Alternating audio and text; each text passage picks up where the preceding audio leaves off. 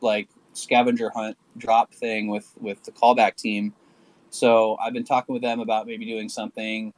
I have a lot of different stuff. Like I've been doing a bunch of different kind of things in addition to my own art and stuff, like meeting with, founders from like the Shinsei Galverse and stuff like that too. So, there's a lot to like put out. I don't know if I have a specific thing like for Blockchain Week, like themed or anything like that, but there's definitely a lot of different things that I've been kind of working on, and I just have to see if and when things kind of drop. I really don't want to just like, throw it out there. Like I wasn't even planning on doing an open edition really until the Beetle reached out, because I think, for the most part, like people have gotten really like a lot of fatigue for the digital stuff, and especially with open editions, like we all know, like, I don't know, it was like maybe February, March, right? Like that really kind of took off. My dates might be wrong there, but that, took off earlier this year. And then it got, I think people just got like fatigued with it like really quick. Like it was like people were tired of it. So, because that, Manifold basically lowered the barrier for so many people, which is great, but also like it just led to a bunch of, I think, people trying to get into it for, cash grabby type stuff. So yeah, I've got some stuff kind of tucked away, and like I might do a drop, but it's all about finding the right opportunity and the right timing and stuff like that too. Like I don't want to just put something out there, without having any real pipeline kind of set up and point behind it and stuff like that. So. Got it. I asked my question, and I'm going to come back down so you can. Cheers. Continue. I appreciate it. It was awesome to talk to you. I hope I'll see you soon. I'm sure you'll see me. All right. Yeah. Bye. I have a friend who wants me to do some stuff on Tezos too, because she's an art friend, and she did. Her name's Erdi, and she did the like artwork for some of the Azuki events. Like she did like these like 3D scrolling kind of like walkthroughs of like this like Asian inspired sort of town with torii gates and things like that, and they had them projecting up on the walls at like one of the first Azuki events out here. And she's like, "Oh, you need to do an art drop on Tezos," and I'm like, "Yeah, I do." I just haven't gotten around to it. So I've got a little thing that I'm kind of thinking about maybe doing for that too. But yeah, everything's still kind of TBD at the moment. But I really appreciate that question and being able to talk about that. So thank you, Shekinah. We also got a fun little insight there, because I think the thing I picked up on, Dungeon, is that you are intentional with who and how you drop your art pieces, which I think means a lot. And it actually shows, a high standard, if you will, or like you want it to be a proper drop. You're not just trying to do stuff to get it out there. And that's why I thought it was so cool that you did Artifact 3 with Beetle, because I really like Beetle's presence in the ecosystem. Cheers. Yeah, I've been in crypto for a pretty long time now. And yeah, like I've always felt like, I could have just rushed something out there to get it out there or whatever. But for me, it was always like, man, something didn't feel right, or something wasn't like, I'm kind of a perfectionist to a fault too. So like, sometimes for certain pieces, I'll just be working on them forever, and I'll drop them for a little bit, and then I'll pick them back up until they're finally done. Yeah, even just like with like the crypto stuff, it was just like, I could have tried to be first on whatever, and I don't know, just tried to shill it and stuff like that. But it's not me, like I don't really like doing that kind of thing. And I know there's a lot of stuff going on with ordinals and all that now too. There's obviously, being in crypto, we're all used to seeing like the meta just like completely flip every couple weeks. Now it feels like it's getting a little bit quicker. But yeah, I do like to try and do something that's got like a little bit of meaning behind it, or there's a point to it. Like, again, this piece was specifically for, doing something with Beetle, who I made a really good connection with out here.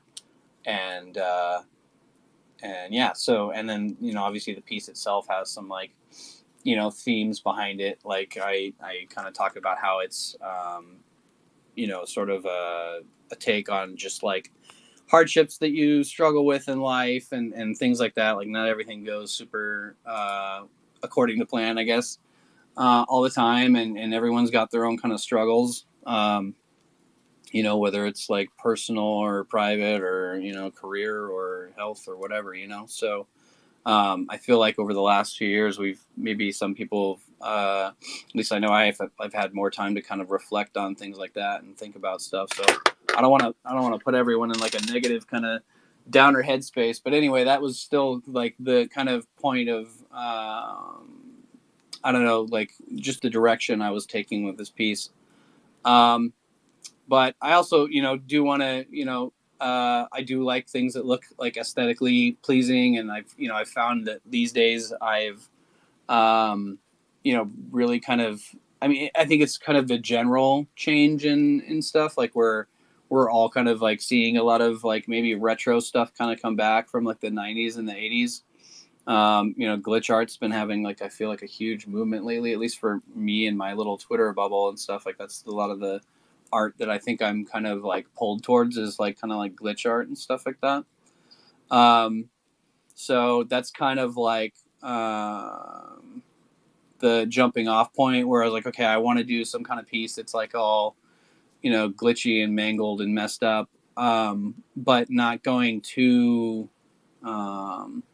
synthetic, I guess, with that. Like if I had, you know, being out in Japan, I do have access to it. So at some point, if I had it, I'd love to do more like bent signal stuff where you take like old AV equipment and use that to, you know, use all the analog crazy stuff to go and just, you know, screw up all the art with like these really crazy, awesome glitches and stuff. But for now, I have to kind of rely on like After Effects.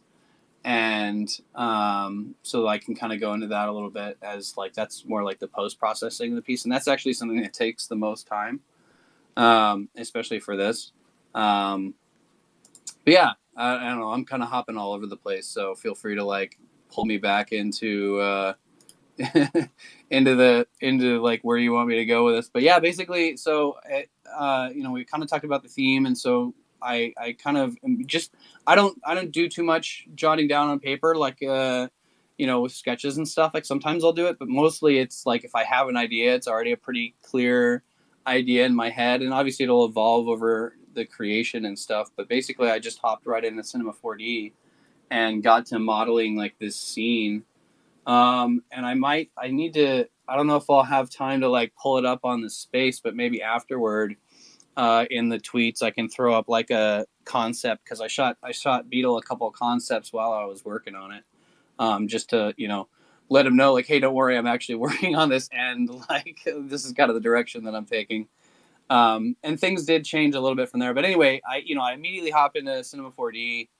You know, I really appreciate the clone like models that we've got through Artifact. Like, I think that's such a cool, like empowering thing that, you know, that community's put out. Like, I really like the kind of these Web3, collections that are providing assets to creators. So like, you know, we've got CloneX, Kid Call Beast, Dead Mouse actually did a collection called Heads that like they gave you these little 3D heads that I messed around with, pretty early on.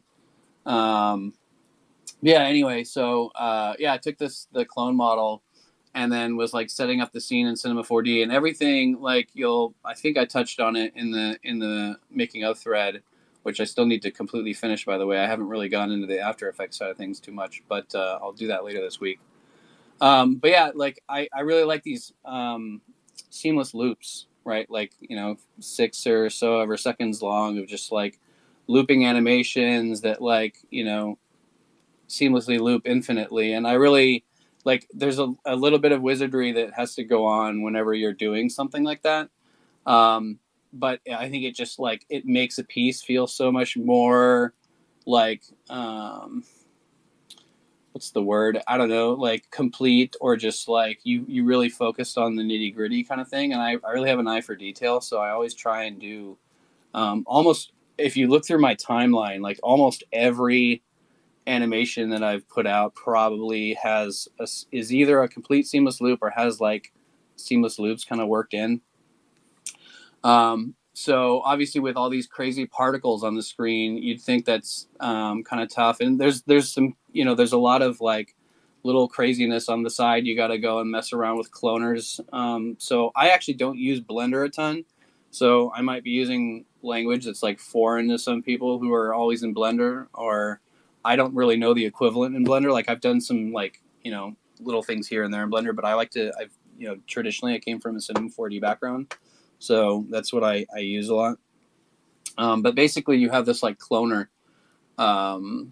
object that like takes whatever geometry you throw into it, and you can, do all kinds of really cool motion graph stuff with it. And one of the things it does is it allows you to, randomize like placement and location and size and rotation and all that stuff. And then you just have to kind of work with some additional tags to help kind of bring it all together, and you specify like when you want things to loop and stuff like that. So most of the work in Cinema 4D was just like getting all those crazy particles to loop up, and then using what's like, it's called a bool, which is basically like a mask to hide the stuff that like, so the particles that are hitting the clone body, I wanted the ones behind them to only really appear from like in his body area, not just like this big brick, that kind of like pulls people out of the experience, I think. So you have to use these things called bools, which are basically like a mask, and unfortunately those are like super heavy when it comes to like computational stuff on the Cinema 4D side of things. So like when I'm playing it on the timeline here in this making of thing that I've got, like it moves pretty quick because the bools are turned off. But when you turn those bools on, it takes like several seconds just to render a frame. So it's always a pain doing that. So you kind of like have to work with it off, for a while, just to kind of see how things are moving and whatever, and then eventually turn it on later. But yeah, so I got a bool of like the clone silhouette. So like the little particles that kind of like show up behind the clone that end up being red in the final piece, they're all only like literally just behind him, and it's not like a, like a square kind of or cubic kind of shape or anything like that. And then same for the particles that are flying around him. Like once they hit him, they hit a bool, and then they don't end up behind him, right? Because they're being like kind of like, I don't know, it's like shrapnel or bullets or whatever you want to think, light waves, I don't know, negative energy, whatever it is. It's like hitting the clone. It doesn't end up directly behind him because it's hit him, right? You want to sell that effect. So the bool is taking care of that. Dude, that's one of my favorite pieces about it, actually, is how the white hits the clone and kind of stops, or it blasts past him, but like you can tell that it's actually not hitting. And then with the red, the way the flakes kind of start through the static and then like transcend behind too, the whole piece it just looks great.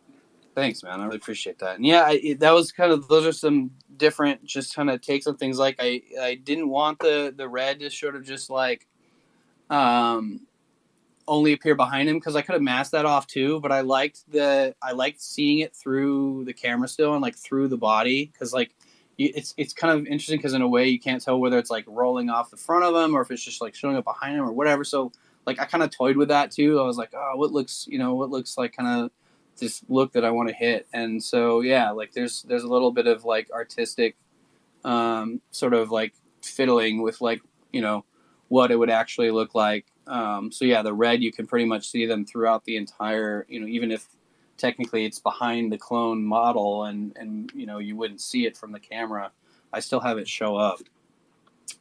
Just because that was like what I was feeling, I wanted to make sure you could see that. Let me see if I have the piece open somewhere so I can look at it. I'm looking at the Dungeon. You were saying, I think earlier on, you're like, I don't really know where you want me to go with this. Man, I want to go wherever you want to take us, bro. So just let's let it rip, and we go where we organically go. Cheers, man.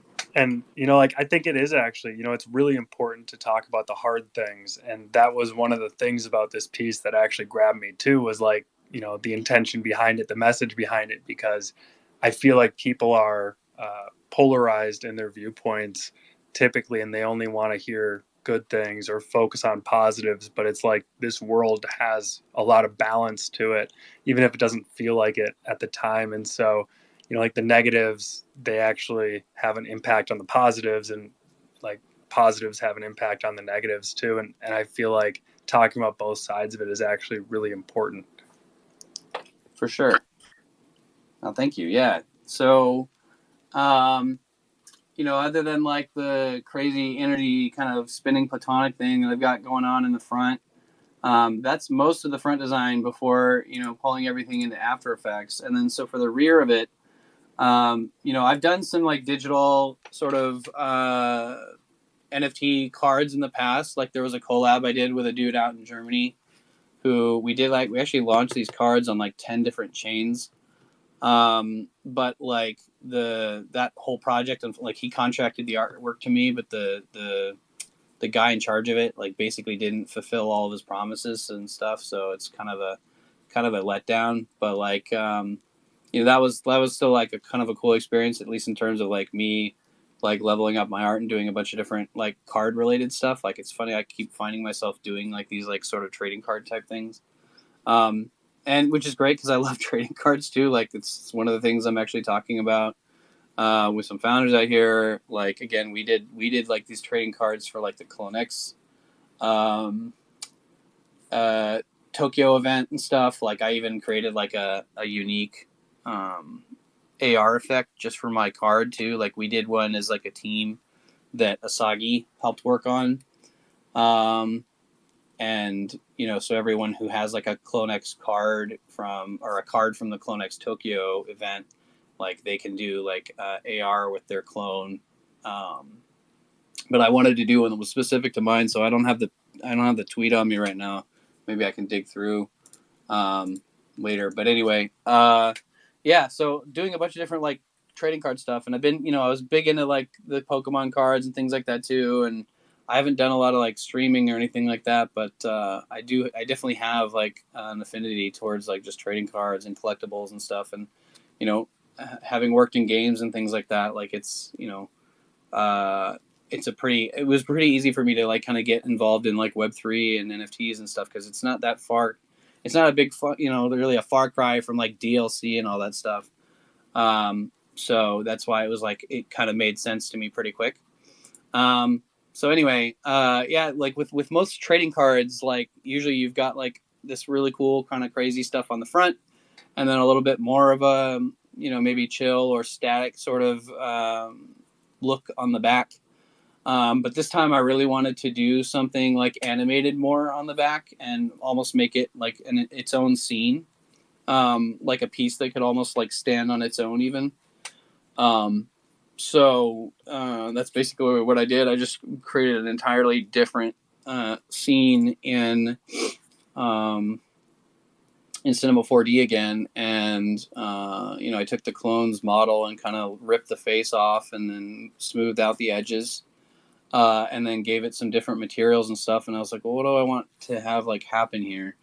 And so this time I was like, well, let's just like throw some fucking cool, crazy 90s, 80s, 90s type shit in there. And since this whole part of the whole theme is like, living in the machine and being, doing like the tech thing and whatever, like I was like, I like this, like the idea of like a floppy disk and then like these like cassette tapes and stuff. And, cassette tapes, like I mentioned it, I think in one of the threads, but like cassette tapes were also a medium for like data storage back in the day. I don't know if people know, but like if you had like a Commodore or like certain like game or computer system, you could actually save like code in like not assembly, but what is it? I can't remember the name of the code base. It's like it's a really easy like early syntax for like you could make games and executables and stuff. Man, I'm drawing a blank, but anyway, like you could save the data on a tape. Basic, I think it was Basic. That's the one I'm trying to think of. So yeah, you instead of like floppy disks were really really expensive or just like hard to come by, you could save your data out on these cassette tapes, which like people just had lying around. and you could use. You didn't like really need like a special one. You just needed the the device that would like save the data onto the tape, which is pretty crazy. So yeah, so I was like, hey, let's use that, and let's just kind of have it like falling around in the scene, and again another seamless loop here, and then yeah, I excuse me, I utilized Octane for this because I didn't want to, I could have gone like with the last scene where I'm like using all of the 3D in After Effects, but for this I wanted to kind of polish it up a little bit more and just have like give it a bit of a different like aesthetic. So this one is pre-rendered in Octane, straight out of Cinema 4D. So it ends up being like a PNG sequence or a movie or whatever. And like I said, I got to have fun with like these little objects. So I wanted to, as part of the making of thread, I kind of focused on that. So I have a couple tweets that just like show off the models, and like you can see it with like the little UV background and whatever, and then yeah, the look for the tape too. Like I really wanted, like, if you guys have ever had like is like some of the GameCube controllers or the Nintendo 64 controllers or some of the Game Boys, they have like this like translucent sort of like plastic. And I really liked this like translucent kind of purple. I think I had a Game Boy Advanced like back in the day that was like that color. So I was like, oh, I want to do some kind of cool translucent thing. And I find myself like kind of being drawn to that look again. Like I remember back in the day getting like, we talked about like, manifold and digital fatigue and stuff earlier. Like I think back in the day I was probably tired of seeing all these like, goofy, like plasticky tech that was like all clear like that. Like I think I got tired of it, but now it's like I miss it because I don't see it that much anymore. Like everybody's like Nintendo 64 controller or Game Boy or whatever had some kind of like goofy, crazy like 3D translucent look, and like mini discs and shit too. Like, oh, I fucking loved mini discs. I don't know, like I kind of wanted to work that in the piece, but I didn't have time. But yeah, like just that look, like I feel like it's a little kitschy, but it's just something that we don't really see too much of anymore. So I feel like I'm drawn to like making that again. I don't know. Yeah, dude, it's fun how you brought up the Game Boy reference, because see, my brother had that one, the clear purple, and then I had the lime. So like you go look at like the influence that those Game Boy color choices actually had on our lives, however many years later, 30 years later approximately. It's like, I'm still rocking lime, you're still rocking purple translucent, but it is kind of fun. Yeah, totally. Yeah, that was, I mean, like you said, I think that was a big influence for sure. Mini discs were, again, the mini discs were just so fucking cool for the time. Like I always like was really big into like, I had a buddy whose dad had like laser discs and stuff too. I don't know if you remember those things. Like some schools had them too. Like I remember going to public school and like they had like a laser disc player, and it was just massive fucking CD, like bigger than a record. Like that was always really cool. I love that like kind of retro future vibe that stuff was like kind of hitting back then. And I really wish I had a laser disc player. So if anyone's got one and they want to like, hey, make some cool, crazy, weird glitch art or fucking whatever with it, like hit me up. But but yeah, like that retro future kind of vibe, I think is something I find myself drawn to a lot too. So yeah. So anyway, like that was like that scene. It was all pre-rendered as like a PNG sequence and stuff, and then so. Next up is like After Effects, and again, I need to like actually go like finish this thread and like start really diving into the After Effects stuff. But the After Effects stuff is definitely the thing that took the most time. So not only does it like really like you're doing all this post and stuff to like really like hone in on the look. Like again, the front of the car design is all like 3D, and like thankfully After Effects kind of talks kind of okay with Cinema 4D. Like it's got a Cineware plugin, so you know, there's two different 3D renderers in After Effects. There's like the classic one and the Cinema 4D one, and it's pretty powerful. But like the camera system is also pretty fucking ridiculous. Like, because After Effects kind of has its own sort of like Z space, and like sometimes getting the camera to do exactly what you want to do is really, really hard. Like it's super straightforward in Cinema 4D, and if you're doing it just like simple stuff in After Effects, it's easy. But then when you like start wanting to like rotate around a thing and like still have that like 3D, like I don't know want to say it, like just directing it is pretty difficult because they have like a single node camera and they have a 2-node camera, and sometimes it just does whatever the fuck it wants to do. Like it just will always try and focus on this thing, and unlike in the 3D editor, you don't have as clear of an idea of like where things are in Z space. Like the window is a lot smaller. They don't really have a grid. Like there's so many fucking like weird, just like annoying shit that you have to deal with. So a lot of like the post is just fucking fiddling with that and making sure that that looks good, because the camera that I have running in After Effects is behaving entirely different from any cameras that I had set up in Cinema 4D. Like I didn't just like do it in Cinema 4D and then have it port over, because like then you'd lose like that real actual 3D effect. It would be more like it's like pre-rendered kind of. So everything that you're seeing on the front of the card isn't pre-rendered. It's like it's its own unique animation that's going on in After Effects, being pulled from the Cinema 4D file. So yeah, so with that, like I you know, went kind of nuts and just did a bunch of different layers of the 3D object, and then threw in some fucking badass, you know, cool plugins and just like different effects on top of the clone to kind of get this like crazy glitch, like early computer living in the machine kind of look that I was going for. And you know, just having all those layers slows things down pretty considerably. But then when you're going from a pre-comp into the main composition, we're talking like, you know, maybe half a minute sometimes for a frame just to preview. So there's a lot of time spent just like waiting for the render to happen to kind of be like, okay, does this look good? And then you want to tweak some settings and go back and forth. And so it was probably a good like 48 hours of just like constantly jamming on that.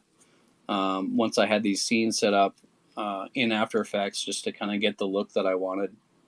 And then obviously, you know, coming up on the deadline of like wanting to get this ready for the space, because Beetle only reached out to me about this specifically like a week or two ahead of time. And I, you know, like I said, there's been a lot of events, so I didn't really get time to start jamming on things until like a week before the space.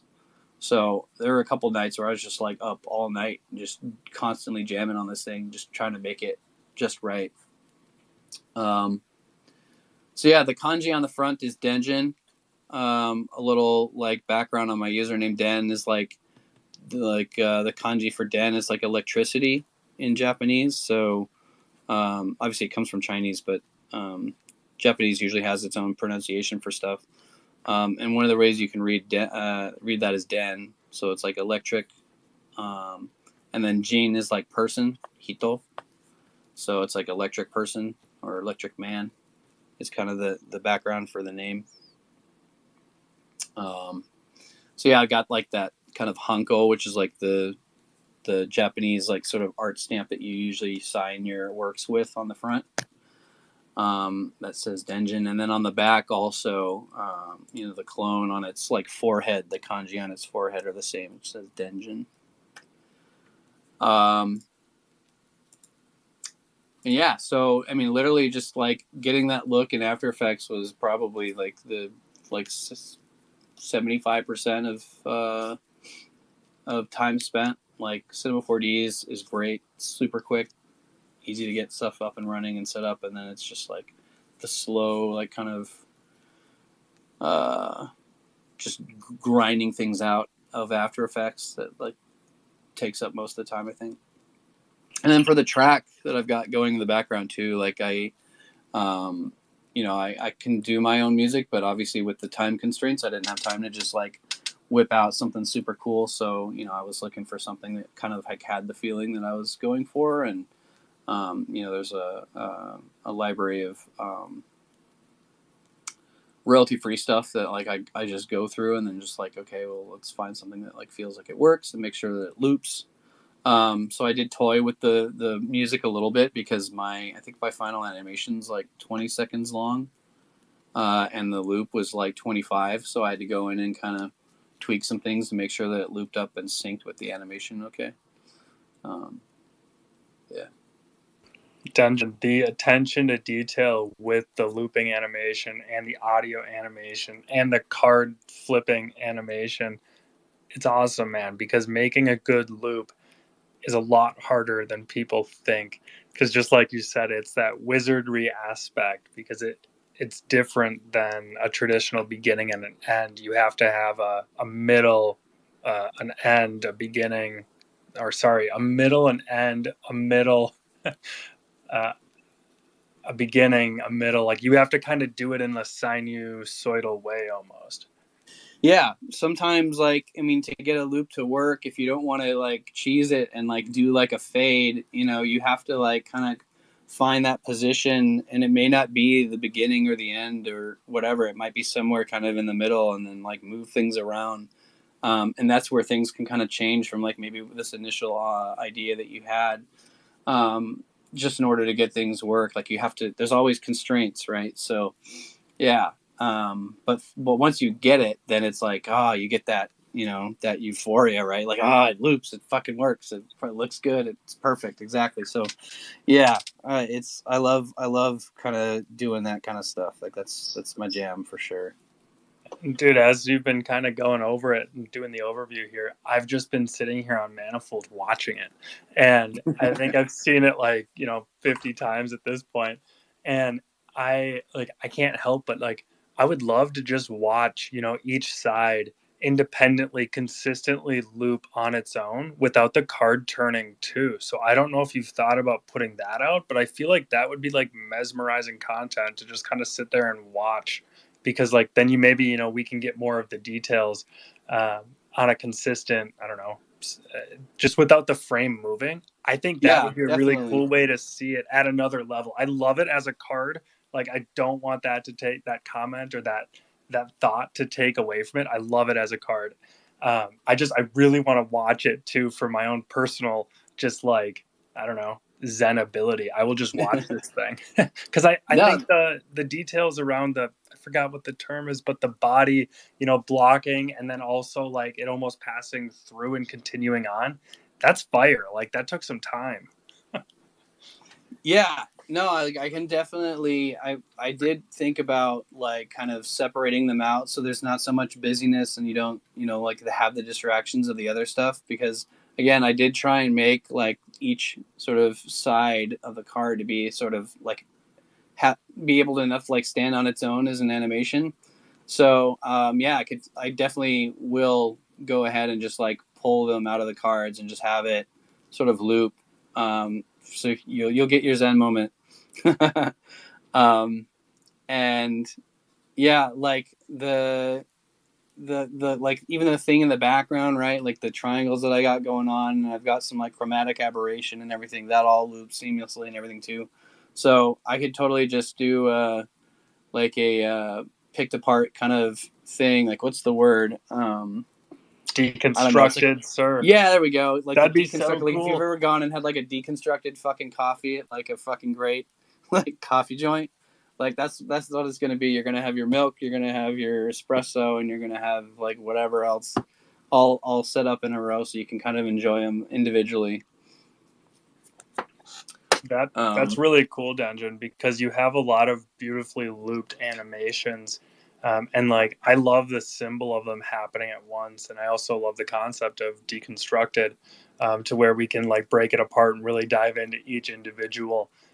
Cause I don't know, like we were talking about the metaphor behind it, kind of, to, I don't know, bring forward some of the harder times. It's like, that stuff's never perfectly clear in the moment. There's always chaos. There's a ton of different things going on. which is cool because I think this kind of hits all of that for me anyway.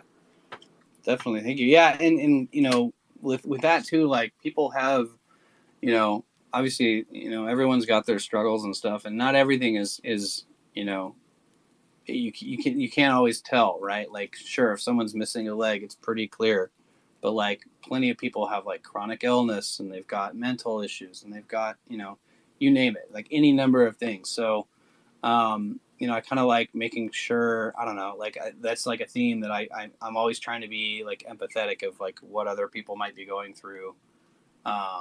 And just like, I don't know, trying to keep things top of mind whenever talking with people and stuff, because it's just like you never know what someone's got going on. And yeah, that was just something that like like I said, I try to be an empathetic person and stuff too. So yeah, it's really cool just to hear, again, behind the PFP kind of deal. I want to just open it up. Anybody down below, if you're listening, if you got questions, comments, whatever, feel free to come jump up, bring it up, hit it. I do want to stay focused on Denjin until we will take a hard shift into some traditional Spiracies here shortly. But, I wanted to give Denjin, or like, I don't know, talk with Denjin about the piece. And I figured, it's about the creators of this ecosystem that we're all in, because like the creators will build the things that keep the people here. So like with Denjin making this with Beetle, and we had Beetle on the show previously. So like it's about supporting the Artifact 3 movement, and Denjin, who made an amazing, I'm gonna call it a proof of appreciation piece for that effort that Beetle has going on. And then it's also about Denjin as a creator behind that piece. And yeah, this has just kind of been a vibe, dude. So like, thanks for taking the DM and responding to the crazy green demon looking dude. No, thank you, man. I really appreciate it. This has been a really great conversation. It's fun for me to kind of reflect and like go over stuff too. Sometimes I might seem a little flippant just because of the way that I talk, because I'm from California and stuff. But no, I really like put a lot of work into this, and like I really thought about it, and really was like, oh, this is it took a lot of, I guess we've talked about it. It's just like I'm really like I've got a crazy attention for detail to the point that like sometimes it just like takes forever. But once I know I've got it, then I'm really happy with it. And this, I'm pretty happy with the way this piece turned out. Like I didn't have to cut too much, or like I said, I like might have wanted to added some like mini discs or some stuff or whatever, but due to time constraints couldn't get it in there. But I still I feel like this piece is pretty complete. So yeah, no, I enjoyed it. I mean, definitely. So at least one person out there has enjoyed it, sir, and I'm sure many others did as well. I saw that the Mint collection was 28, which is pretty great for a Twitter space and a sub community participation rate. It's just fun to see this stuff being put out there, and at a quality level too. It's not just being put out there to be put out there. Kind of getting back to that intention piece. You had said earlier, I think you said creative artist agency. yeah. So is that CAA, and that's the thing that Artifact just released something with? It is. So would you be okay, I guess, do you mind telling, I guess, the space here a little bit about what CAA actually is? Because I know I'm actively learning about that, and it sounds like you've had some pretty close experience with CAA in the past with Incubated. What's that whole So we had a process startup like? that was incubated inside of the Creative Artists Agency. Like the whole concept was to like pair the talent that CA represents, because they're a talent agency, and we're talking like musicians, actors, actresses, voice talent, radio, sports athletes, game studios, big people, and like pretty much across the entire entertainment spectrum. They they all represent them, and it's like them or WME, which is William Morris Endeavor. They're like always battling for the top like Hollywood talent agency, because talent will leave one agency, go to the other, and then they'll, you know, come back and forth. And so it's constantly changing. There's like this churn. So sometimes CAA might be the top, sometimes WME might be the top. But anyway, they're like one of the biggest, if not the biggest in the world at any given moment. And yeah, so like I had the opportunity to like just like work out of their offices and work with their talent. Like I made a game with Stan Lee, who did you know, the Marvel stuff and created Spider-Man and all that stuff. We did a music game with Jennifer Lopez. Got to work with Neil Gaiman, who did like the Sandman series. That was a bunch of graphic novels that started all that. And so, yeah, like it was a really small group of guys just like trying to pair these this talent with kind of diamond in the rough independent game developers, because this is still kind of nascent with the App Store. Like games were a thing, but like celebrity, like the Kim Kardashian app hadn't been a thing yet and things like that. So there's a lot of like parallels to stuff that we're going through now, like where we're early and we know like this tech can succeed and it's the future and whatever, but like the normies, quote unquote, don't really get it yet until there's like this really great like thing to point to and be like, look, see, and you know, so yeah, stuff like that. But yeah, no, it was a really, really awesome experience. Like I said, it was like one of my earlier production gigs, but I really got to kind of hit the ground running and you know, cut my teeth and just work my way up. And so CAA is definitely a big deal. Like obviously a big deal in Hollywood, but they rep damn near everybody.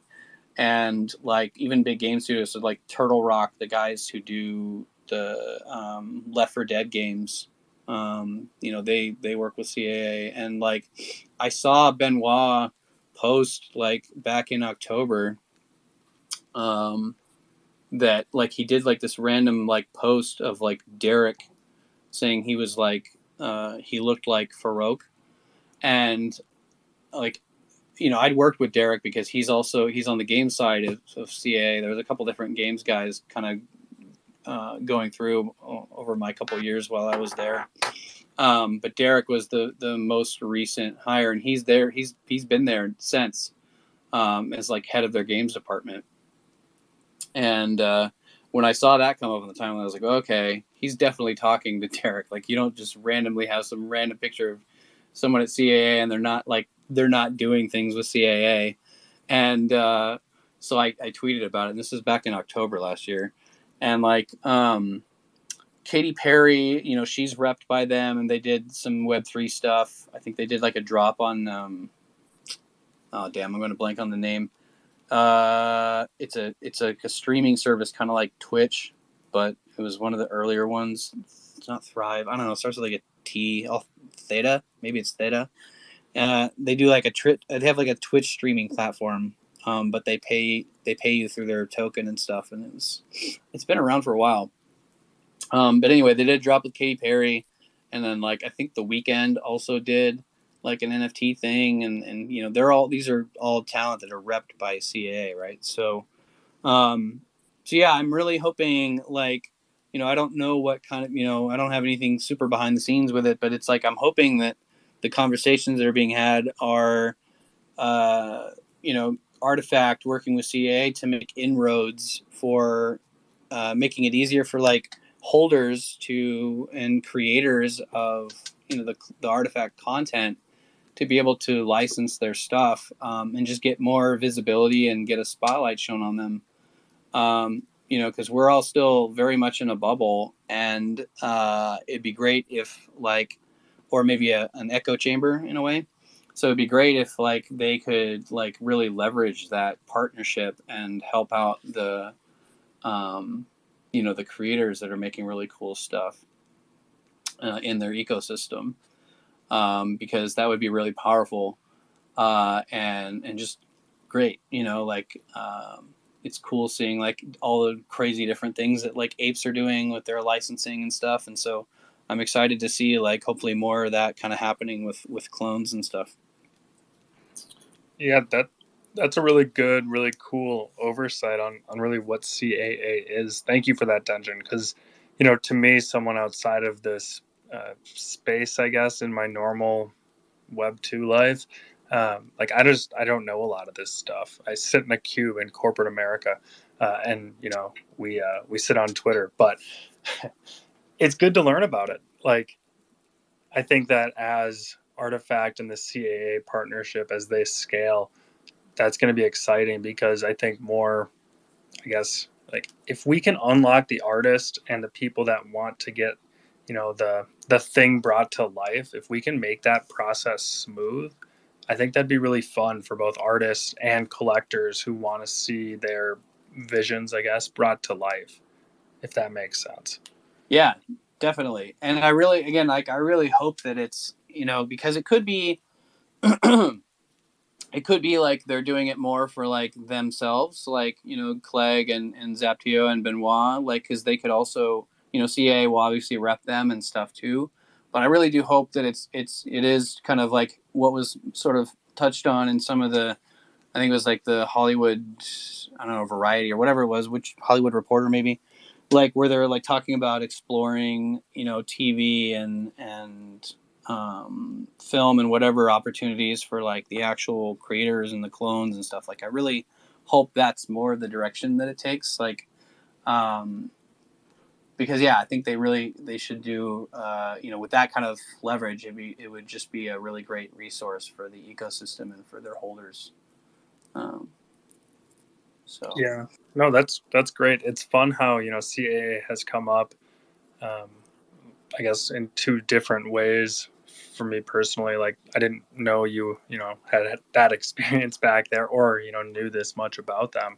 But like we talked about CAA last week on last Friday morning on the GM space, and I just kind of read that Hollywood article, and it does, you know, it puts a heavy emphasis on animation and TV, and it's like that's going to be really fun when we can bring, you know, Hunter x Hunter quality storylines and animation to you know, independent artists and custom CloneXs out there that have their own storylines. Like, dude, this whole thing is going to be a lot of fun. yeah, and I mean even just like games and stuff too, right? Like they've got those game studio connections as well. So like if they, you know, can like help foster some kind of thing where we could help, you know, we could get our clones in more games and stuff too. Like I think that'd be huge. Like it's awesome seeing Artifact kind of build out their own tech too, but like I think it would be I don't know. I think it would be a waste of opportunity to like not explore like and use like leverage from like the technologies and stuff that are already out there, and just game companies already have stuff out there where it would be a lot easier to kind of integrate stuff into some working infrastructure instead of always having to just build things from the ground up. So, you know, kind of attack it from both fronts, right? Not just like only do the one thing. Because yeah, like it's cool and it's awesome, but like it could take a really long time, right? So if you can leverage these other like existing partnerships and technologies and stuff, I think that's a really big thing that shouldn't be like overlooked. Infrastructure makes everything that's built on top of it operate, whether that's smoothly or not smoothly. It ultimately is a result of the infrastructure and, you know, the support networks that enable that thing to act. So, dude, I'm a huge proponent personally of proper infrastructure. But yeah, it's Definitely. good. And CAA is providing, hopefully, some infrastructure, and hopefully we can blend that with, you know, the razor's edge of technology, art, and community within this Artifact ecosystem. Definitely. Yeah, like I want to see clones thrive, you know? Yeah, I want to see like the artists thrive, you know, like the people who are creating with the clone thrive, and not just the clone in that sense. And like that's kind of why, you know, it jumped out at me too, Denjin, because like you use the clone physique for the card, which I thought was a really cool way. And then, you had it staticked out. Now I'm learning that is because it's a symbol of living in the machine, but it's also so interesting, dude, because like I never see the static pattern anymore. It's so rare, but I used to see it every time a VHS tape went in or out, or the TV, the bunny ear antenna got unplugged or whatever, and it's just static. And it's like in today's world, I don't think static is out there as much. But I like the symbolism there. Totally on a little tangent and stroll down memory lane. No, it's cool. And if you want to know, so this specific technique too is actually it's a bunch of layered effects called like frequency modulation. So again, like I kind of touched on like bent signals, like with AV equipment. That it's actually a bunch of that. So there is noise behind it, but it's not static in the sense that it's like when you turn on a TV to like channel 3 and there's no cable coming through, that kind of static. It ends up looking really similar, but it's actually a completely different effect altogether. So like the stuff that you kind of see going on in the background, like the concentric lines that are really wavy and trippy, like that's the effect, like kind of on its own in a way. And then like the stuff with the clones, and then also overlaying over the like kind of red kind of particles that are coming off of his body and stuff, like that has another layer of it. So there's a bunch of like different little masking going on. So even like the glow that I have, like that kind of grows and shrinks over the course of the animation too. It's really subtle, but even that has like its own sort of layer of modulation going on.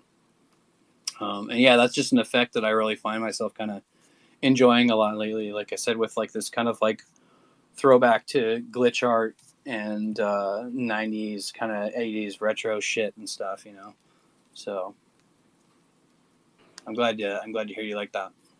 Yeah, it's a vibe, definitely. Yeah, it's cool. So thanks, dude, for coming to the space. Thanks for sharing, the insights. We got some requests flowing in. If anyone below has thoughts, questions, comments, come on up. We got the sir for however long he stays. I guess Merrill technically hit request first, but Tevi, you were like half a second after, so whoever wants to go.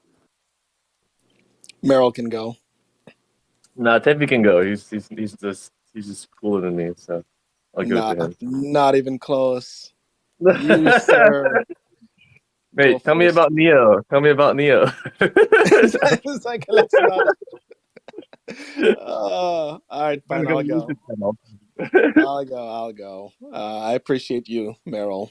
No, I just wanted to come up and say hi to everyone.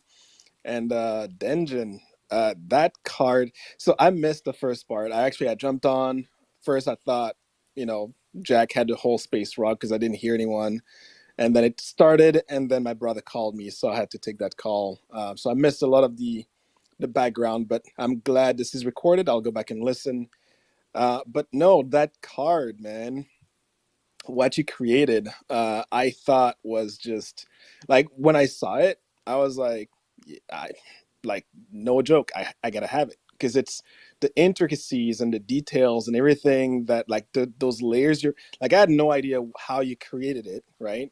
Because I'm not that into it, but I could see that there was a lot of different layers and some really cool details. Even like the little light that comes on, it's like a little sun that just pops up, and it's not initially there. Like that glow that you were talking about around the character, that's like super faint. There's like all those things, and it almost felt like light particles like blowing through. So I don't know, everything around it is like super cool, and yeah, it just made sense to me, that I just had to have it. So if nothing else, like I said, I'm excited to go back and actually listen to how it was created, a little bit more of the background behind it. The whole electric man for your name is super cool too. Like, I didn't know. Like, I feel like my name is kind of boring right now. I feel like I need to pick up a better, Web3 name. I don't. Is Denjin your actual name, or that's just like your use? No, that's like my artist and username. Okay, perfect. Yeah. Okay, good. I'm like, man, your parents did a good job naming you. Yeah. No, man. Like, oh, dude, I can't imagine growing up with that name in the U.S. I'd have gotten bullied to no end, I'm sure. Like I've got a really boring '80s like kid name, I guess. So, Yeah, you don't have to like dox uh, yourself if you don't want to. yeah, I mean, I'm mostly doxxed, but it's cool. Yeah, we don't have to do it on this No, call. You can look it up on my timeline. I'm not. You can find pictures of me and shit, but yeah, like yeah, Denjin. No, it's just something that I kind of like. Like started using in games a ways back, and just kind of stuck. no, man, I hear you. Like I said, like the whole the art piece is super cool. Got me definitely. It's like I've and this is gonna sound bad, but I've seen it around before. I've been kind of like poking here and there and popping up and everything. But when I saw that card, it's that really caught my attention, right? And so it's funny because as I'm spending more time in this space, I'm discovering like more and more artists, more and more talented people, and they're like some projects you pick up because like you're interested in like where it's going, the technology and some stuff. Like there's some things it's truly about the art, and you and this piece to me is truly about the art and just collecting it, and like and just knowing that I'm supporting and I have a really cool piece to display in my pod. And yeah, like Jack, I spent a ton of time just sitting here and like staring at it, right? Like the first day that I saw it, I was like, I actually thought I wasn't going to be able to mint one. Because I didn't know when it went up, and I was like, oh, did I miss it? And then I saw that it wasn't, so I just minted right away. And then I was super. Yeah, anyways, I could go on forever, but the point is, the art is dope. The more I learn about you, the more I feel like I've been missing out. But this is really cool, and I love to kind of hear people's backstories and how they came to be to where they are now.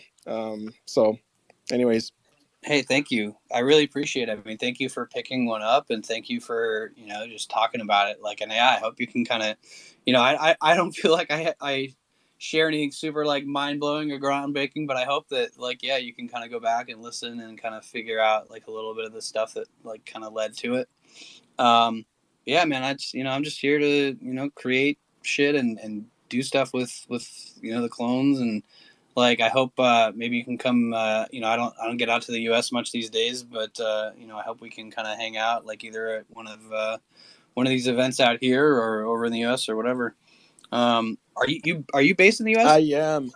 But yeah, Meryl already knows. But like, whenever I do make my way to Japan, I'm gonna be visiting you guys. And there's a few people out there that are like on my to do must meet list. There's you, Meryl, OG, are just like people that stand out right now. I'm sure there's a lot more people out there that are would be super cool to meet. But yeah. For sure. Yeah, you got to make it over here, man. Like it's cool over here too. Like lots of like interconnected like communities and stuff. Like the Azukis and there's a lot of like just really cool art of I really like supporting Japanese artists and stuff too. There's a lot of really interesting like one of one art out there that I think still just because of like the language barrier and not having enough marketing behind it, like there's really fantastic art to be found. It's just like people just don't know about it, so it's all about kind of breaking through the noise and finding it and all that. So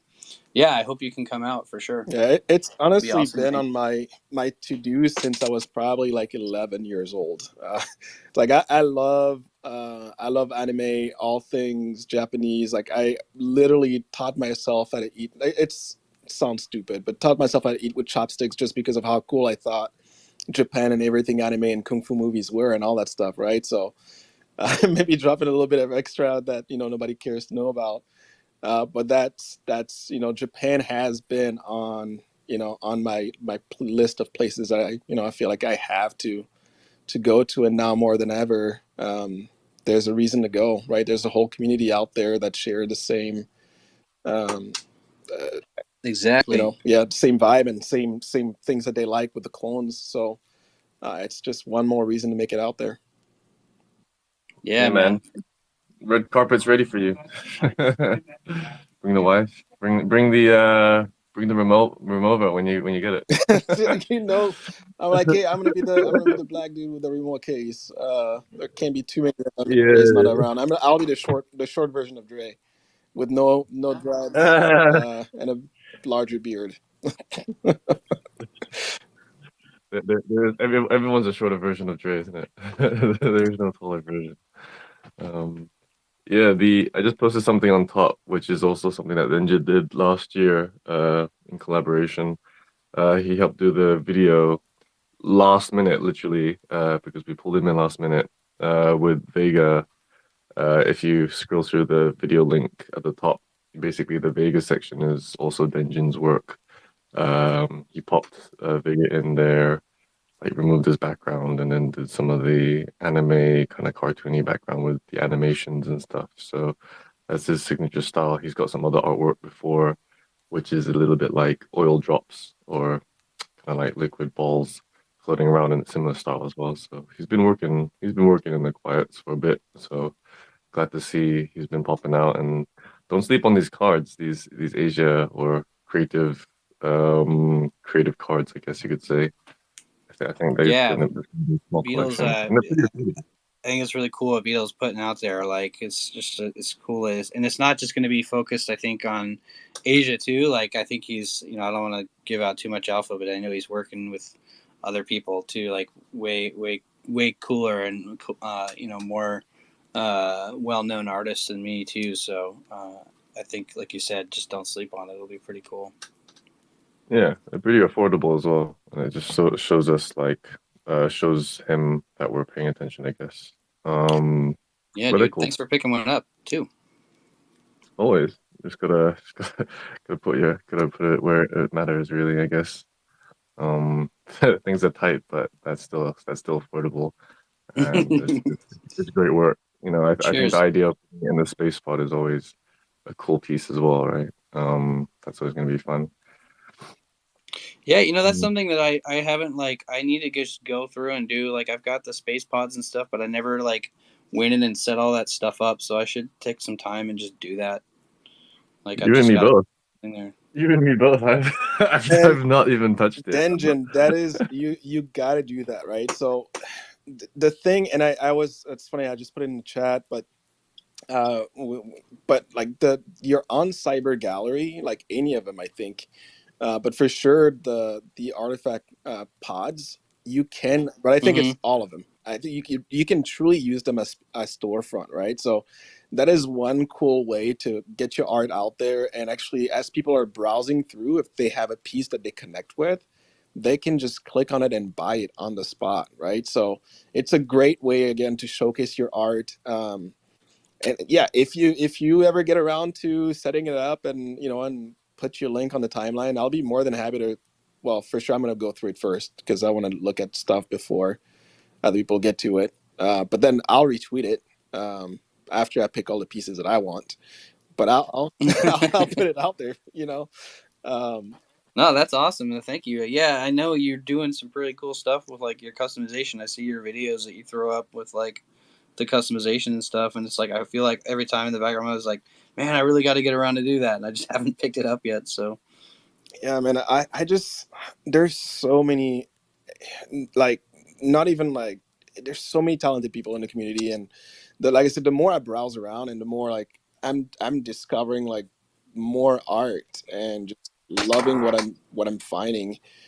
I don't know, I'm glad I got to see your piece and that we're getting to know more about you. And so yeah, I guess thank you for putting that piece together and working with what am I blanking, Beetle, and that whole thing. So I'm excited to see what else comes out of that and kind of go from there. Cheers, dude. Yeah, thank you. Yeah, I just part of the reason why I came on was I just got a doorbell ring, and my merch from a different NFT project on Cardano, actually, called Ode came through, and it made me think, yeah, where's my shit? Where's my season 1 hasn't even landed yet, but this Cardano project can deliver me some shit. So I'm like, motherfucker. I know, right? We could go on a But tangent. Those are it's the all good. guys we met with the sub cutter thing, right? The order mob, Yeah, or the order mob. yeah, the Ur guys, the Sabukara one. That's worth a follow if you guys don't have him on Instagram. Sabukara Online is like a Japanese subculture Instagram channel. I can post it on if in the comments if people want. But yeah, it's a cool way to tap into Japanese underground culture. Goes into like music, fashion. I think it's gonna start going into some NFT stuff. They have a few. They Bianco, who's running it. He's a German guy, really charismatic, really cool, really tapped in, sociable guy, and he's starting to manage some artists who happen to be into NFTs. He's connected in the fashion industry and digital media, so he does like a lot of photo shoots and video shoots for these brands. And yeah, so it's a really good contact or a good profile to want to follow if you want to stay tapped into like some Japanese stuff. I'm gonna find the Instagram and put it in the comments in a second.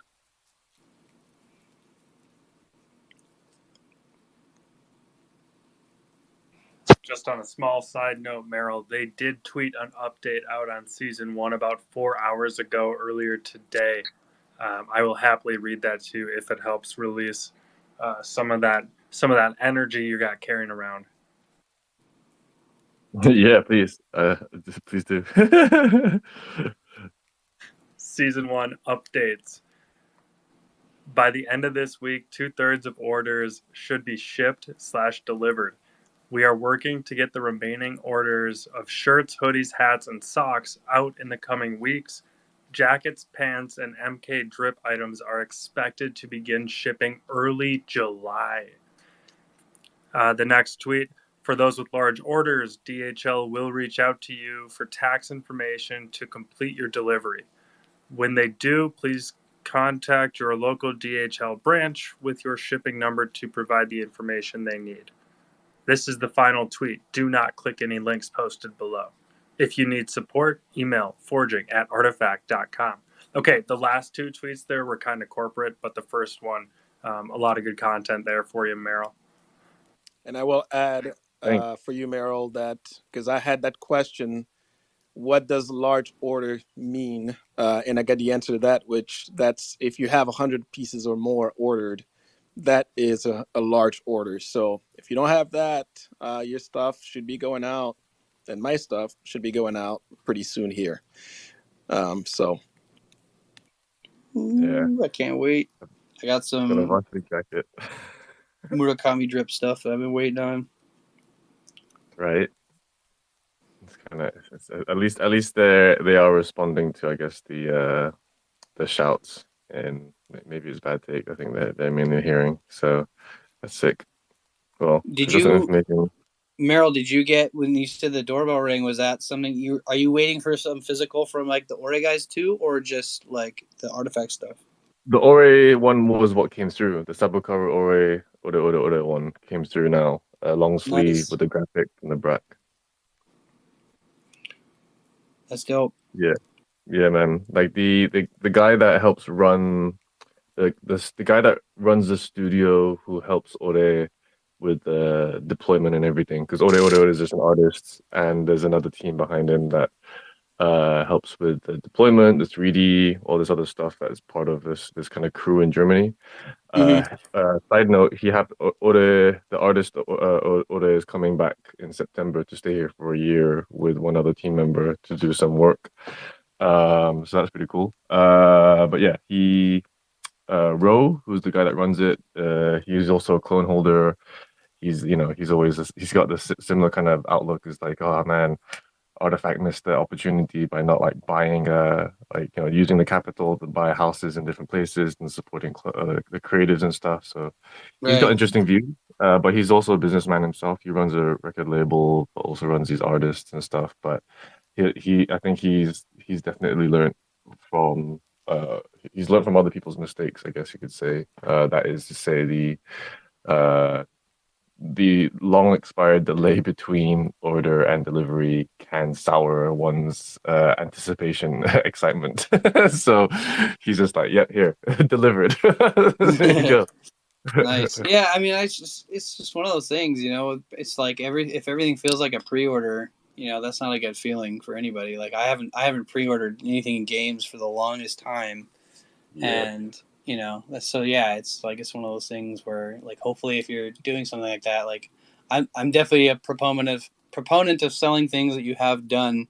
Like there's a time for fundraising and whatever, but then like there's also time for just like not selling things until it's baked, you know, and you can just get it in people's hands when they want it. Yeah, especially like old school games, right? Blizzard used to be well known for that, and they always knocked it out the park when they delivered. And don't get me wrong, like I having a basic understanding of production and manufacturing, I do understand the challenges. But yeah, we're going through learning pains, and yeah, hopefully our feedback is just an indicator of that, as opposed to cries, baby cries, right? It's more like, you know, this is something that you should be aware of, because it is, it's like we're going around saying, yeah, we're clones and stuff. And it's like, so how's that going for you guys? Like, yeah, it's gonna go. But glad that there's an update, so I can just wait a little bit longer. But that varsity jacket can't come soon enough, man. In the summer. Why am I getting I this in the know, summer? right? I mean, like, oh yeah, I know. I'm at least glad we got our hoodies kind of close to the winter stuff, but like, yeah, dude, that I'm not gonna be able to wear either varsity jacket until a ways out. See, I have the Yeah, opposite unless problem butt naked. because, like, well, I mean the update's cool because now it's gonna be okay. But my concern was all these T-shirts that I ordered. I'm like, summer in Minnesota doesn't last long. It's literally just 2 months, and then it's like back to like winter blizzards and not a great. No, so like I'm like I need to get my stuff like ASAP so I can at least enjoy it. Otherwise, I'm gonna be wearing like jackets, like 3-layer jackets on top of it, and then I can't even enjoy it. So Yeah, you got a little bit of the opposite yeah, problem. pretty much. So I was like, all right, I'm like, yeah. I mean, if we wait super long and then winter rolls back around, then the hoodies are gonna come in handy. But you know, I would prefer to enjoy the shirts in the summer, and it's so that update was super welcomed. It's kind of an interesting point too, because like Denjin, you know, going back to that whole point about kind of displaying some of the negative emotions or representing that, it's like, you know, critical feedback points, I guess, kind of within this ecosystem too. You know, is it taboo to speak out against some, like the season one timeline, for example? You know, is it not? And just kind of weighing that, and like the thought I've always had with it, and like the approach we've tried to use this space for, is like, yeah, let's talk about it. You know, let's talk about anything and everything that's going on, because only by talking about this stuff can we actually figure out and like baseline engage this ecosystem's kind of, I don't know, satisfaction with the way things are going. So then we can baseline, you know, a constant or a continuous improvement plan kind of going forward as we evolve into 2052, because like it is essentially a startup thing, and there's gonna be goods, there's gonna be things that we can learn from. So like, yeah, I think the update earlier today was a wonderful thing that was put out there, because you know, I feel it too. Tevi and Meryl, like waiting for this stuff still, and you know, Tevi and I are both in MN, so you know, we don't want to walk around being like, yo guys, hold on a second while I take this jacket off, and let me take this sweatshirt off too, so I can show you this t-shirt in the middle of January 2024, because that's when it shows up. So like, you know, it's like we got to set the standard going forward, and again, it's by talking about these things, in my mind, is how we can actually address the things that are top of mind. Yeah, for sure. Like I'm just like I'm stoked that I got some of the stuff. Like, you know, being out here in Japan too, I was like, I'm noticing, you know, like obviously Asia, like I think even Singapore, I don't know, I haven't seen anything come up on Beatles timeline yet. Like I think he's still waiting for his first shipment.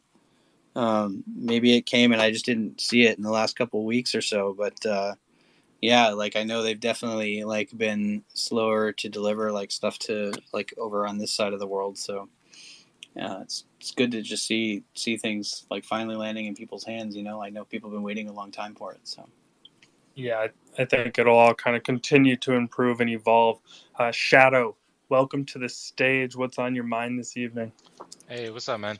Yeah, I just wanted to kind of ask, when exactly did y'all, I guess, forge these things that are coming in, or that they gave an update about today?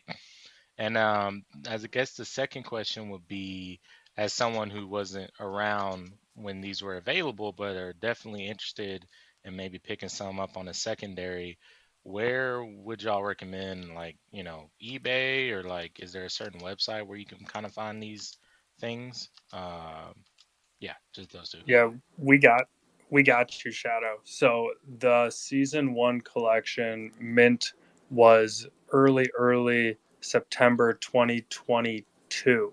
So it was about 9 months ago. It was right at the end of August there, right at the beginning of September.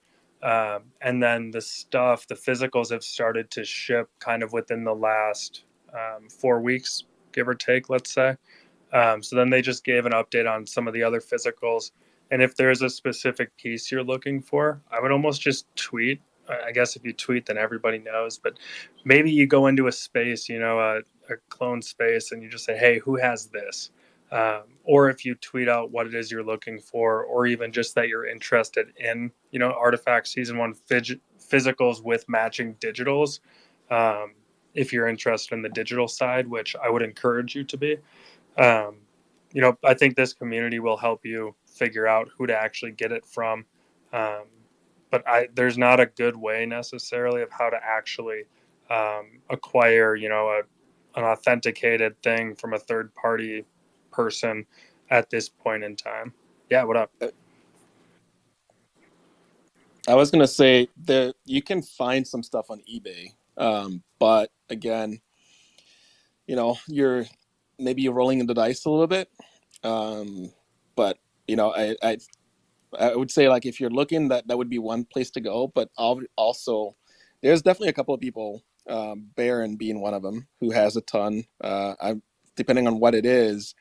I actually have a friend who also has some angel stuff. So yeah, if you ask on Bad Take or you throw it on a space, we'll find somebody who has something that you're looking for.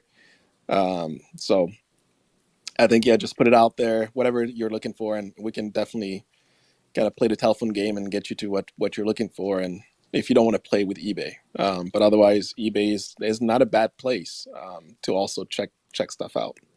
Yeah, because I know, like, with the Air Force One shoes, there's already like placeholders on StockX, so I didn't know if StockX might be a place eventually or something, but sounds good. So since this is season one, and I definitely plan on picking up my clone here in the next month, what was there any new, like, is this like a one and done, or will there be a season two? And if so, like, how do you become eligible for season two stuff? So we don't know if it's a one and done. What we do know is, and that's only because they've said it themselves. The founders have said it. The season one was like a huge endeavor. They're clearly learning a ton through this. If nothing else, I think there will be a season two. We don't know when, but it's definitely not going to be as big as season one. So.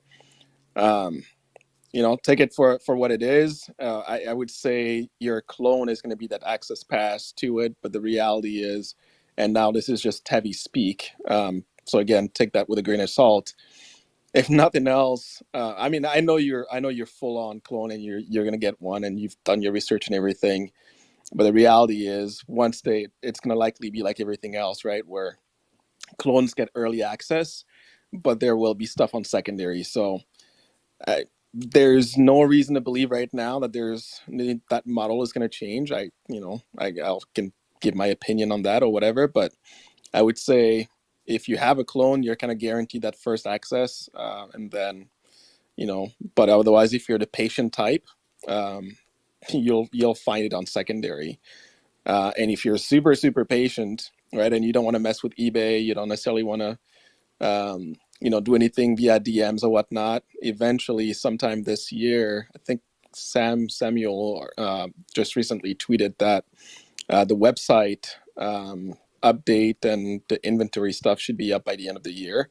So that in itself should hopefully provide a marketplace of some sort where people can trade. But that's a little bit more speculation on my end here for full disclosure. So it's kind of what timeline you're working on and how comfortable you are with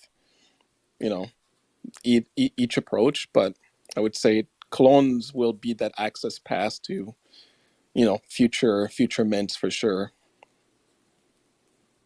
All right, sweet. Thank you, guys. That's a really cool theory, actually, too, Tevi. Yeah, thanks for asking the question, Shadow, and good luck on your hunt. Feel free to DM. I'm happy to help if I can, man.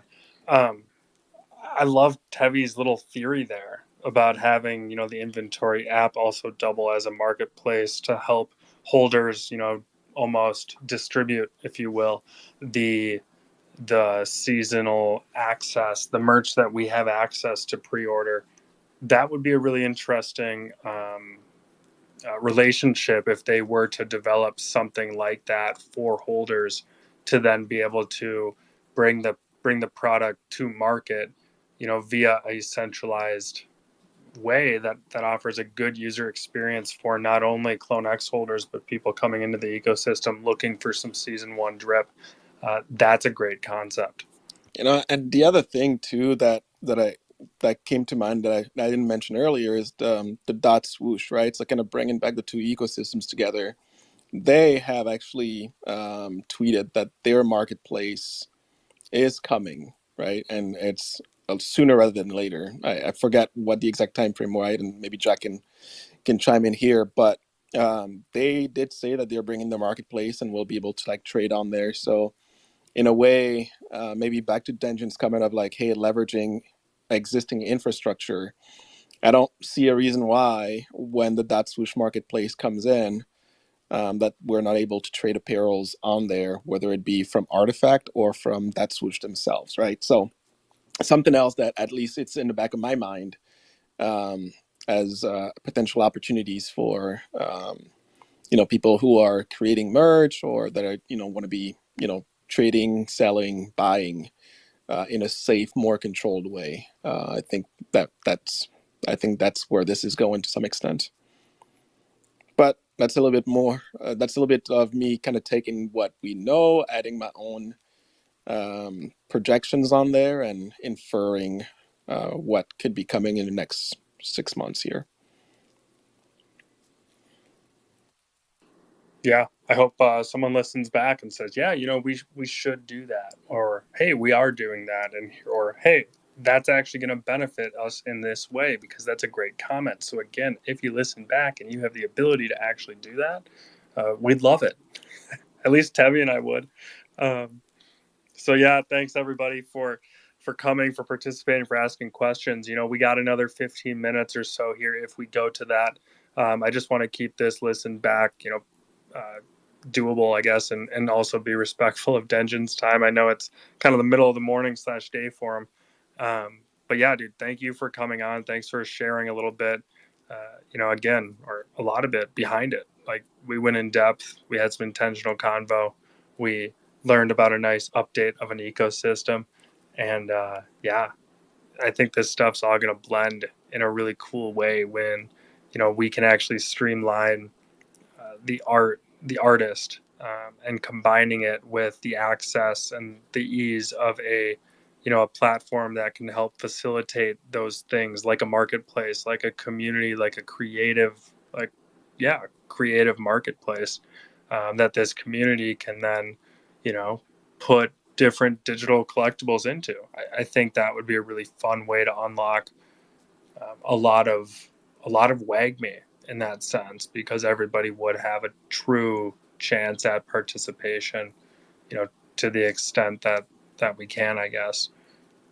For sure. And I really do I want to see, again, and we've touched on this a couple times now, but I'd love to see more, again, just Artifact taking advantage of this infrastructure that they've got. And if we could have like as creators some kind of hub where we can like download assets and stuff instead of having to like reach out to individual clones for certain things and whatever, like it'd be great to have some kind of, you know, I don't know, like I said, a hub or something somewhere where like a directory or whatever where you can just kind of go in there and get the stuff that you need to help like just facilitate quicker, like high quality creation stuff. And like I thought like initially, because I wasn't a creator until recently.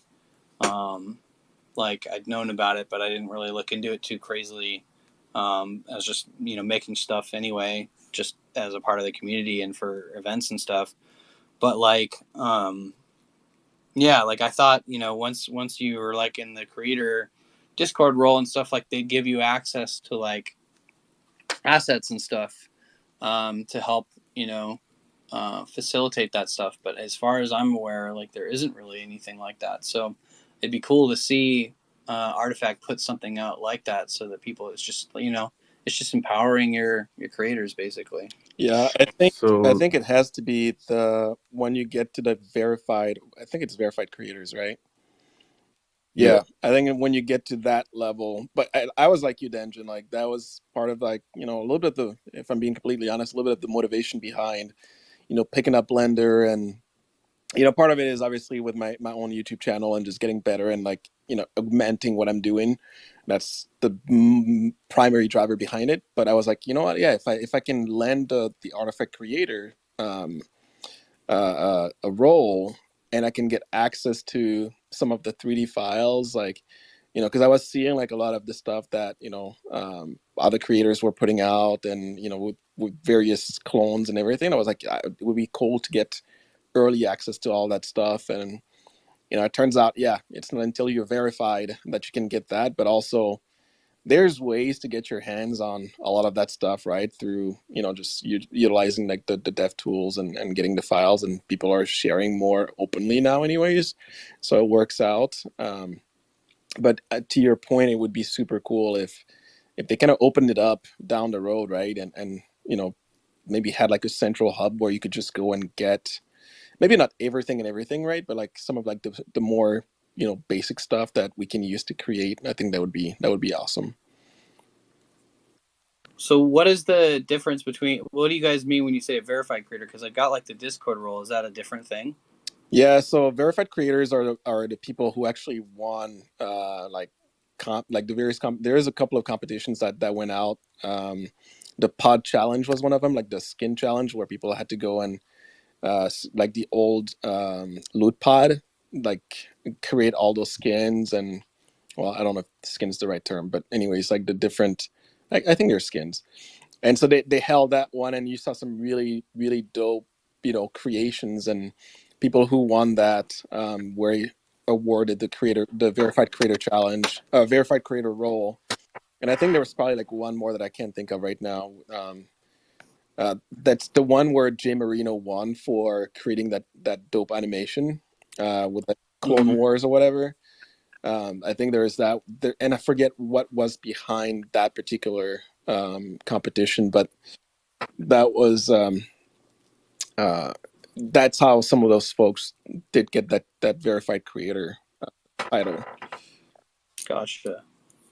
We'll see. I mean, I don't know. That just seems like something that should be more accessible, right? Because it's like a chicken and the egg thing. Like, well, how can you create this thing if you don't have access to this thing? You know, whatever. So it's cool, like you guys have said. Like, it's cool that the community's like found ways to like, you know, get stuff off like on Cyber and share things around and stuff too. But it's like, I don't know. It just feels like something you could onboard people so much quicker if it wasn't like quite gated as much. I guess I don't know. Yeah, no, I agree with you. I think, and again, this is just my opinion. People can take it for whatever it's worth, but I think the other side of the coin, right, is like if you open it up too much, then you risk the, you know, you run the risk of like people doing things that you really don't want them doing. And we saw a little bit of that with, you know, I'm not going to name names or whatever, but there's a little bit of that going on. And so I also get why, you know, they're being a little bit more selective to some extent, and kind of like, quote unquote, making people work for it. But at the same time, I think there's there's a fine balance. I'm with you. I agree that I think it would be great if they kind of were selective around, you know, certain assets we can put out there and make it easy for people to use, right? Like the vials or, you know, the little robots. Like I think if you provide those files, like there's probably in my mind probably nothing wrong with it. Or even the like when they have like either clones or animus or whatever other, you know, 3D files are used for the promotional videos. I think once you get those out there, right, like maybe make that available to your creators so we can go and, because what are we going to do? We're going to take it and we're going to blow it up and provide you more free advertisements, right? So I think, right, yeah, we're only, I mean, that's it, right? you Like know, we're championing their brand for free. It's like that's something that you'd want to yeah, promote, you and know? just, and if nothing else, put maybe some guidelines on like, hey, you know, keep it PG-13, and then we're good to go. Um, Right. so Yeah, Yeah, so that was the example I know of is like before the Animus news was released, the verified creators had some access to those 3D files to be able to create those videos to promote and create a bit of buzz. I wouldn't be surprised if you could approach someone and be like, how do I like ask Cass, for example, Dungeon, and see like how could I get access or be a verified creator? Because I think our leverage would be like, you know, the Japanese side or whatever needs a little bit more talent, so to speak, to be able to promote it on this timeline. So maybe that could be your your playing card there. But I wouldn't be surprised if they, you know, if they know some of the community members. I think they had to sign like an NDA and stuff like that to make sure that the, as mentioned, the files aren't misused and stuff or right. sold or released. But I wouldn't be surprised if you could approach them. But agreed, it's not very like, you know, I did a creators thing as well, and everyone could apply for the creators role, and then there's another level which is I guess like vetted or authenticated or verified creators, which is understandable, but yeah, it's not very understood. But yeah, I guess shoot your shot, and otherwise we can talk about that as well. I think it's an interesting aspect, but coming back to the CAA kind of approach, I think internally within the clones, there's a few people I'm talking to who are interested in making our own kind of like CAA. As much as there is a lot of benefit from Artifact doing that, having a clone-driven one as well, I think would be great to support each other and also to tap into any available roles or what have you. As I think was the original like sales pitch that we kind of bought into as well. But you know, I think we just have to do what we can and work with each other. So I think there is a bit of talk with some of us here thinking about like how do we establish that? It's a complicated thing, right? You have talent, then you have the opportunities or the clients, if you will. Do you do big pitches? Do you do small pitches? So if you're interested in that kind of conversation, reach out. But I think it is something that of interest to have a CloneX kind of creative agency, if you will. Um, what's that? CX, CA? I don't know. It's a great idea. Like if we can get that off the ground, like it's, I mean, obviously, like, you know, CAA has a lot more firepower, but like it's cool finding something that's natively, I think, Web3 and genuine and stuff. Like, you know, there there are definitely agents like that are like pouring over Web3 stuff all the time, but it's cool to see, you know, the grassroots kind of people pulling up and putting things together and like, you know, coming from the community Yeah. versus from outside too. So I think it's an interesting question. Like, do you limit your, because the part of the conversation that happened, if I may say, is that we had like, why would we limit ourselves to Web3 only? Because legit, we all know that the money is in Web2 at the moment, and a lot of the Web2 transition to Web3 is where the exchange happens. And so, you know, how do we tap into that? But also, how do we tap into the people who are maybe asking for commissions or whatever, and there's a centralized place where they can go to and be like, I want to reach out to this person. How do I get to them? Here's the dealings or whatever, and you know, not necessarily be middle people or middlemen, if you will, but like help to facilitate that experience or the the connection so that those two people can understand like what the expectations are, because we're all looking for like, oh, I want to make a short animation, 30 seconds, blah blah blah, or I just want to still, I want this style of this person. So I think that can be interesting. So yeah, just looking into if there is a market for that and how does that get executed. And it's about obviously protecting the creators as well, because it's hard to I guess legitimize that in some ways, right? There's a structure of sorts that needs to be put in place, and someone's doing, there's a team and everything. So how does that operate is a hard question. Yeah, you kind of touch on a pain point I think CAA runs into too, where it can kind of turn into being like a middleman sort of situation sometimes. Like I mentioned with, when I was there, like trying to get some of the agents to understand like the app store and just like how games were going to blow up on there and stuff like that. Back in the day was sometimes it was a little like pulling teeth, so it's like that's where it helps to have people who are already bought into and like understand the Web3 space and the clone ecosystem, because yeah, it's coming from someone who's already plugged in, like they're part of that culture.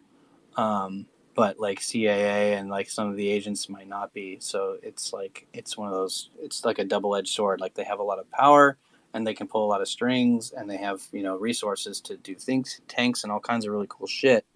But if you've got someone that ends up being a roadblock, then yeah, then it doesn't help, right? So Yeah. positives and negatives for sure. Yeah, but if I think the intention is like, CAA is gonna blow up, Artifact's gonna blow up with the IP, whether it's Animus or CloneX or anything in the future. And they're going to be, interested in either a handful of artists or clones and also themselves. And so it's like, well, we know we've been through a part of that experience before, and it's like, it's no one to blame. They're doing their thing. That's not the conversation I'm trying to bring to. It's more like, how do we ourselves be like, okay, let's make sure that we have a platform and we have a launch pad that we can also execute at any potential deals, or in our local area, or work with each other, right? There is the necessity to, I guess, keep our own phone lines open to each other and to other Web3 communities, right? There's a lot of other brands or projects such as Azuki or what have you, which we will definitely be doing cross-platform, cross-universe stuff with, right? It's in conversation all the time. Like, how do we spread our IP? Oh, let's collaborate with this brand. Oh, what's the benefit? Well, they get to be and we get to be, in each other's universes. So that happens, and it's like, well, we don't really need to rely on the founders of each project to align on that. We just need to agree with ourselves to be able to say, let's do this. Let's put this much capital in. This is the objective. How do we do this, right? It's like an organic community making choices that it wants to make together as a unit, collaborating with like minds and cool projects to get that cross pollination effect. Um, I think it's fun, Meryl, and I really love the concept. Nome, welcome to the stage. How are you? Hey guys, doing good. Excited to see what's going on here. Really cool shots. I believe it's a Tokyo video. Looking really cyberpunk, really like the style. Let me know updates, would love to hear.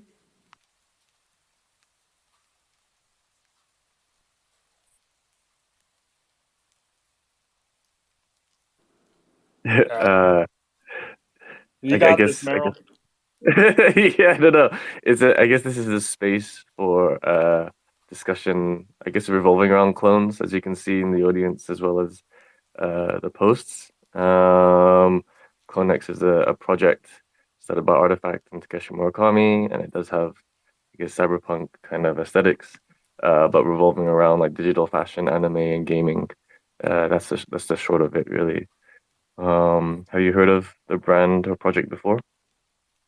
Yeah, I heard about this project. Unfortunately, I haven't been part of the community. I'm just starting, I started with the ordinals because I'm passionate about Bitcoin, and now I'm just exploring all other communities. And I believe CloneX really cool community in creative way, because I see so many artists and so many art projects coming from this community.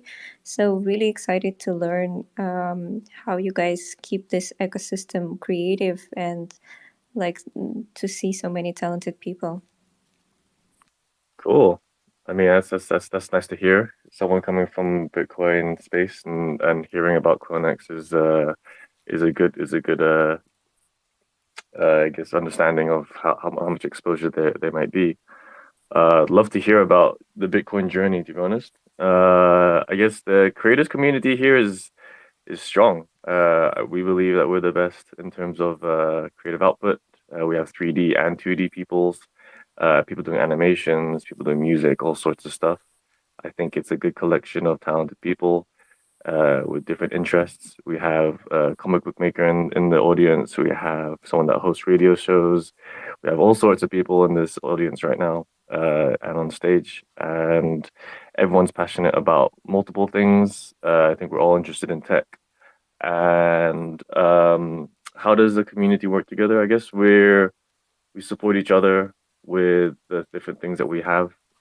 We you know, Jack opens spaces like this to be able to have this discourse about conspiracies or conspiracies within the space, but also, I guess, connect with artists like Denjin, who is practicing his craft. So yeah, I think we rely on each other to kind of bounce ideas off each other and yeah, host stages to present each other. So cool. I'm wondering how many small communities inside the CloneX project, because I know I was part of BedTake spaces, and now I see this Clonespiracys. So how many are small communities inside? It's a good question, actually. I think there's a lot. I mean, Tevi, do you wanna have a word? No, I was I was gonna say something dumb. Just keep it going. I want to hear it now. I want to hear. I want to You hear really it. want to hear so this is stupid and I apologize, but I was gonna say I think because the way Nomi pronounced said Clonespiracy, but it came out as Clone Spicy, and I was gonna say, Jack, we should rename the space to Clone Spicy. I like that name. So anyways, like I said, no value to anyone. I should have kept that one to myself, but that's what came to my mind, so now you all know. I can see like a clone. Yeah, I can see like a sriracha version.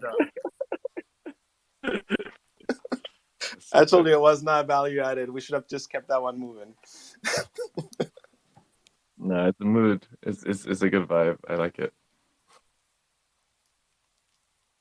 So I know Shekinah jumped up, and yeah, no man, this is really just this is a sub community within the Artifact ecosystem. You know, the mission statement is we are a think tank where we can bounce ideas and concepts, and really just come together once, twice a week just to talk about the Artifact ecosystem. And Denjin is an active 3D artist in the space. He probably does other types of art as well, but he posted some work on a cool sub community within the Artifact ecosystem. So we wanted to highlight him today, kind of as the art of it all, because I think this clone ecosystem, there is this huge um, highlight on the artist, on the creative, and it's nice to actually shine that light on everyone out there making it, who's building this art to contribute to this ecosystem, because there's a lot of them, a lot of people, and Dungeon's art, the timing, the hit, just all of it. It really was kind of just a fun vibe that kind of came together. So I'm glad you found us this evening. But yeah, we do this every week, every Monday evening, every Friday morning, Central Standard U.S. time.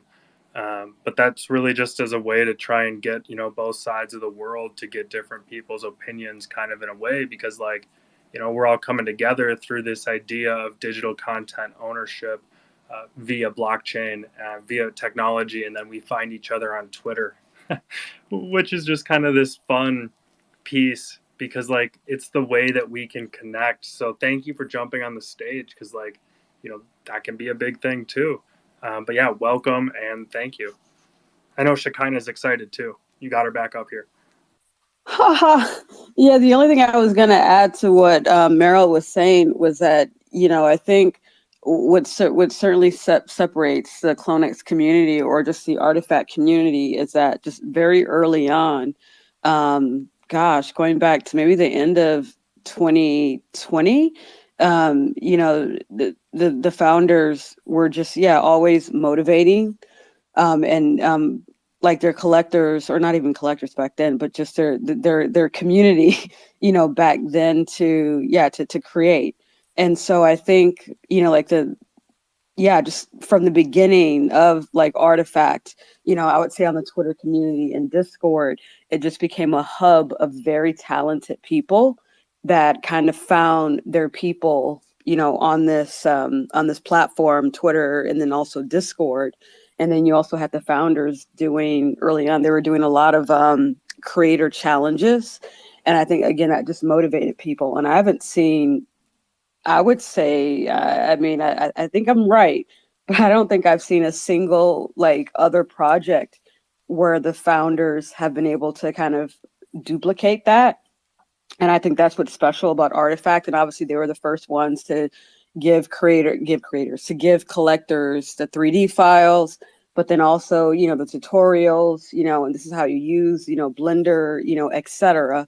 And like no one else from what I've seen, is doing that. I think one project is attempting to do that, but I'd say they don't have the talent that's in this community.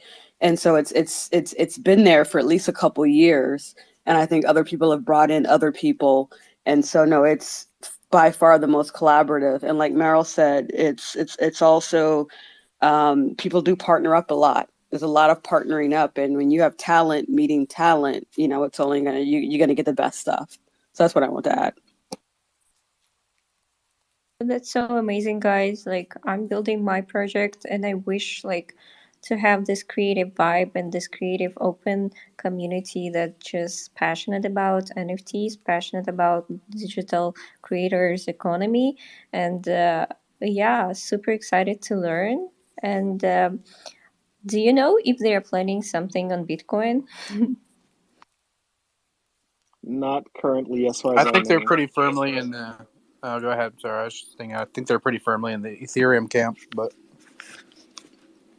Yeah, I was just gonna say I don't think there's anything planned, or at least nothing announced. And I agree with Engine. I think right now it's pretty focused on Ethereum, and I mean the ecosystem is so vast at this point that I think there's so much to do to still catch up on, to even wrap up this year and going into next year, that going down the Bitcoin route probably would be more of a distraction than anything else at this point, and probably doesn't align, at least at the moment, with the ethos of where the team and this brand, I'm not even going to call it a project anymore, but like this brand is going. That's not to say that they might not explore it down the road if it makes sense, and again aligns and augments what is currently in the works or could be in the works. But I think at the moment it's probably not in the card.